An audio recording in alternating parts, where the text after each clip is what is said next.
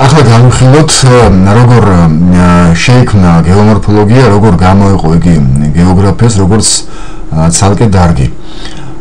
ოდითგანვე განსაკუთრებით ანტიკურ ხანაში ჯერ ფინიკიელები, ძველი ეგვიპტელები, შემდგომში ძველი ბერძნები, უფრო მოგვიანებით რომაელები, როდესაც მოგზაურობდნენ ერთი ადგილიდან სხვა ადგილისაკენ სხვადასხვა მიზნების გამო, ეს იქნებოდა სავაჭრო მიზნები თუ სამხედრო ოპერაციები. ეს მოგზაურები და სამხედრო მოღვაწეები ყოველთვის აღწერდნენ ხოლმე იმ ტერიტორიებს, სადაც ისინი მოგზაურობდნენ. ეს იყო ბუნება, რელიეფი, სხვა ქვეყნების ხალხთა ყოფა-ცხოვრება და ასე შემდეგ.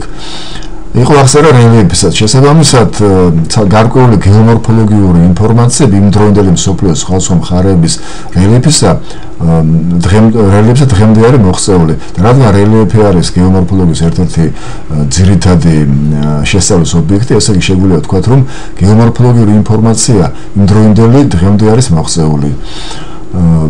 მაგალითად ჩვენ შეგვიძლია დავასახელოთ მაგალითად ისეთი დიდი მეცნიერები იმ დროინდელი როგორც იყო ჰიპოკრატე, რომელიც ითვლება ანტიკური მედიცინის მამამთავრად, აგრეთვე სტრაბონი, რომელიც ითვლება ისტორიისა და გეოგრაფიის მამამთავრად. ჰიპოკრატესაც და სტრაბონსაც ჰიპოკრატე იყო ჩვენთან დაარსხამდე მე-5-მე-4 საუკუნეების მოღვაწე იყო, სტრაბონი ახალი და ძველი წელთაღრიცხვის მიჯნაზე მოღვაწეობდა მათ საქართველოს შესახებ, კერძოდ კოლხეთის შესახებ აქვს გარკვეული ინფორმაცია. ჰიპოკრატეს საკმაოდ დეტალურად აქვს აღწერილი კოლხეთის ბუნება, რელიეფი, განსაკუთრებით ფლორა, ნაწილობრივ ფაუნა. აგრეთვე სტრაბონს აქვს აღწერილი, ესე იგი, კოლხეთზე გარკვეული შრომები აქვს ჩატარებული. იგი, როგორც ვთქვით, ითვლება გეოგრაფიის მამამთავრად. მას 17 წიგნი აქვს დაწერილი იმ დროინდელი ანტიკური მსოფლიოს გეოგრაფიაზე და მე-11 წიგნში აღწერილი აქვს კოლხეთის ბუნება და რელიეფი. მოგვიანებით ძვირფასი ცნობები დატოვა რომელმა მხედართმთავარმა არიანემ, რომელსაც აღწერილი აქვს მდინარე რიონის იმდროინდელი მდინარე ფასისის შესართავის ტერიტორია, იმდროინდელი ქალაქ ფასისის მიდამოები. მოგვიანებით ბიზანტიელი მეცნიერი აგათია სკოლასტიკოსს აქვს კოლხეთზე და საქართველოს გარკვეულ ტერიტორიაზე ცნობები. ფეოდალურ ხანაში მისიონერები და ვაჭრები, რომლებიც საქართველოში მოგზაურობდნენ, კერძოდ არქანჯელო ლამპერტი, მოგვიანებით ჟაკ შარდენი, რომლის სხვათა შორის ქუჩაც თბილისში მდებარეობს, გარკვეული მნიშვნელოვანი ცნობები აქვს საქართველოს სხვადასხვა კუთხეებზე. რაც შეეხება ქართულ მოღვაწეებს, პირველ რიგში აღსანიშნავი არის ყველაზე უფრო ადრეული, თუ შეიძლება ესე ითქვას, ადრეული ცნობები გეომორფოლოგიისა და გეოგრაფიის კავშირით. ეს არის მე-10 საუკუნის თეოლოგი და ლიტერატორი გიორგი მერჩულე, რომელსაც აღწერილი აქვს გრიგოლ ხანძთელის ცხოვრება და იგი აღწერს ტაუგლარჯეთის ბუნებას, მის რელიეფს. განსაკუთრებით აღსანიშნავი არის მე-18 საუკუნის უდიდესი ქართული ისტორიკოსი და გეოგრაფი ვახუშტი ბატონიშვილი, ვახუშტი ბაგრატიონი, რომელსაც ნაშრომში აღწერა სამეფოისა საქართველოსი დეტალურად აქვს აღწერილი თითქმის მთლიანი საქართველოს კუთხეები. რაც შეეხება, ესე იგი, ევროპელ მეცნიერებს,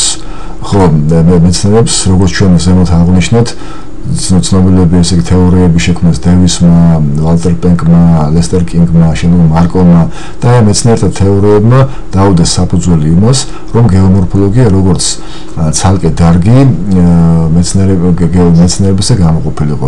ჩვენ ზემოთ უკვე ვილაპარაკეთ ამ თეორიებზე, ამ მეცნიერთა დამსახურებაზე და მათ შესახებ სიტყვას არ გავაგზავნებ. აღსანიშნავი არის რუსი მეცნიერები, როგორიცაა შუკინი და მესჩერიაკოვი. შუკინს აქვს უდიდესი ნაშრომები რეგიონალურ გეომორფოლოგიასა და ზოგად გეომორფოლოგიაში. რაც შეეხება მესჩერიაკოვს, მან შემოიტანა ისეთი ტერმინი, როგორიცაა გეოტექტურა, მორფოსკულპტურა და მორფოსტრუქტურა. გეოტექტურა, მორფოსტრუქტურა და მორფოსკულპტურა.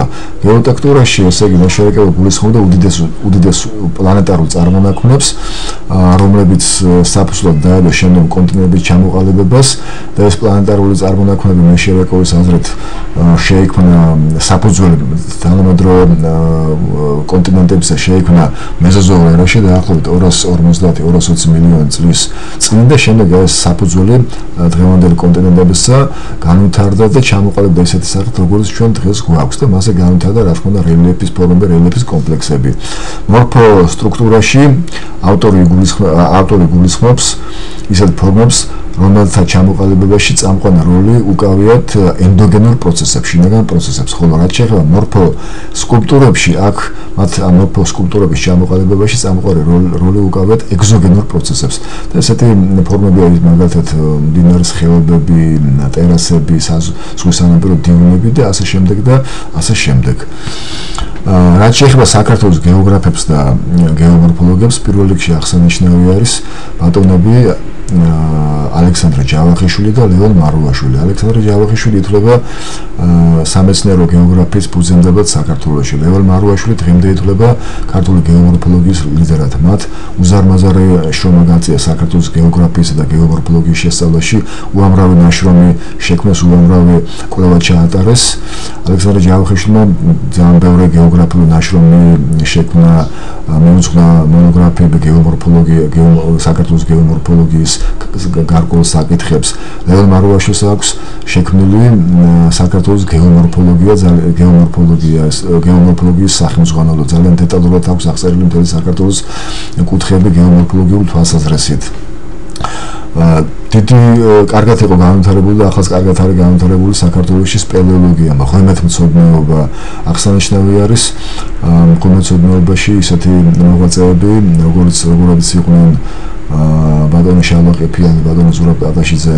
მაგალითად, საყოველთაოდ ცნობილი ახალი ათონის მღვიმე, რომელიც აფხაზეთში მდებარეობს, აღმოჩენილი ექსპედიციისა, ქართული სპელეოლოგების მიერ ექსპედიცია, რომელსაც ბატონი შალვა-ყიფიანი ხელმძღვანელობდა. სულ ახლახან გახსნილი წყალტუბოს მღვიმე აღმოჩენილია მე-20 საუკუნის 80-იან წლების დასაწყისში და ექსპედიციის ხელმძღვანელი იყო ბატონი ჯუმბერ ჯიშკარიანი. დიდი შრომები აქვს ჩატარებული გეომორფოლოგიის ისეთ სხვადასხვა მიმართულებით, ისეთ მეცნიერებს, როგორც იყვნენ და არიან ბატონი შოთა ჯავახიშვილი, ბატონი შოთა ცხოვრებაშვილი, ბატონი ჭიჭიკო ჯანელიძე, ბატონი არჩილ კიკნაძე, ბატონი ემილ წერეთელი, ბატონი რამინ გობეჯიშვილი, ბატონი დემურ წაბეძე და სხვები. მათ შეისწავლეს საქართველოში მოსწორებული ზედაპირები, მყინვარული პროცესები, პალეოგეოგრაფიული საკითხები და ასე შემდეგ და ასე შემდეგ.